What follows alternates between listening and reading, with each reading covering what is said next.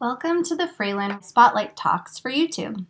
Before we begin, I encourage you to use these videos interactively. When you are prompted to observe, pause the video and look carefully. When the educator asks a question, feel free to pause the video again and discuss your observations and ideas, making sure to address what you see that makes you say that.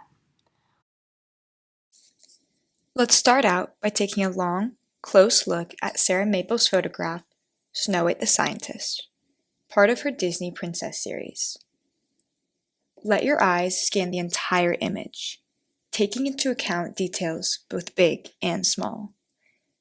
Notice the details in the center, then direct your gaze to the top of the work, and work your way down to the bottom. Then, look from left to right and right to left. Look at both the foreground and the background. What catches your eye? What objects do you see? Let's take a few more moments for observation.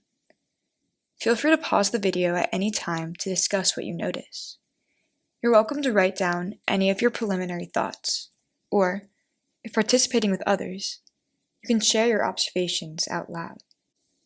I noticed the Disney princess Snow White at the center of this sharp image. She's wearing lab safety gear, plastic gloves and goggles.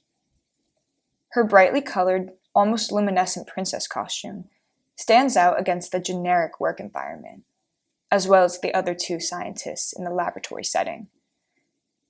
When envisioning a scientist, what kind of person comes to mind? What first comes to mind when seeing a Disney princess, especially Snow White, in this setting? What ideas do you have about Disney princesses? Are you familiar with the story of Snow White and the Seven Dwarfs? How could the fairy tale be applicable to this image? Again, feel free to pause the video for a moment and discuss some observations.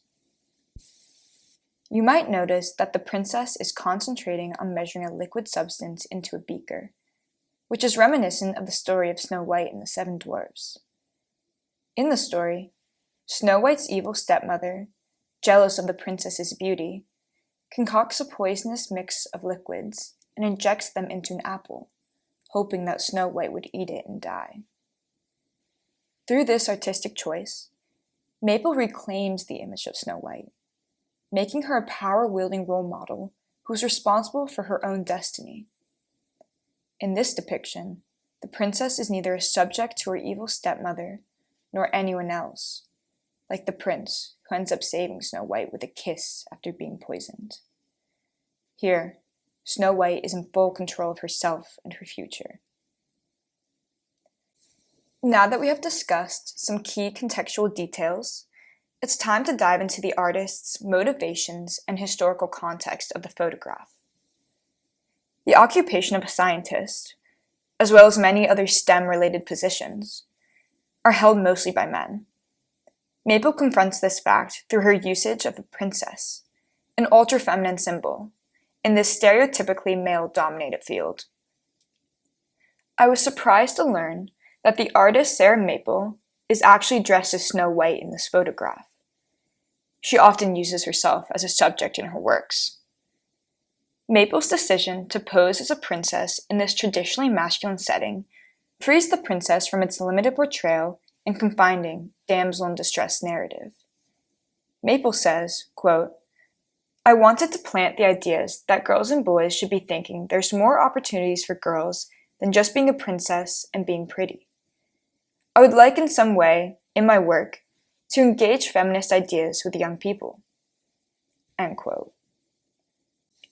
Maple seems to understand that the princess archetype is a limiting role model for girls, promoting unrealistic beauty standards and limiting aspirations.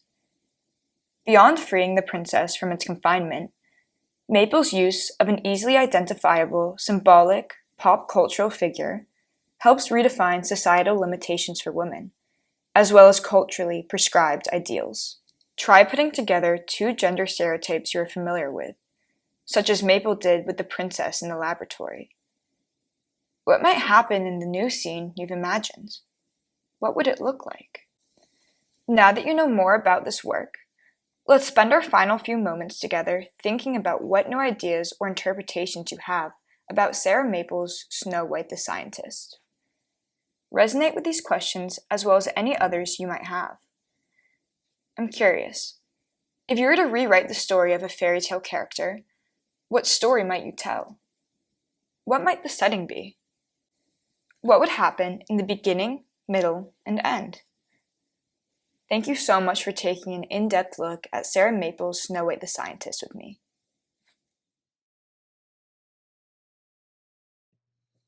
We hope you've enjoyed this Writer's Eye Spotlight Talk. Please reach out to the Education Department with any questions or feedback. Our email is museumoutreach@virginia.edu.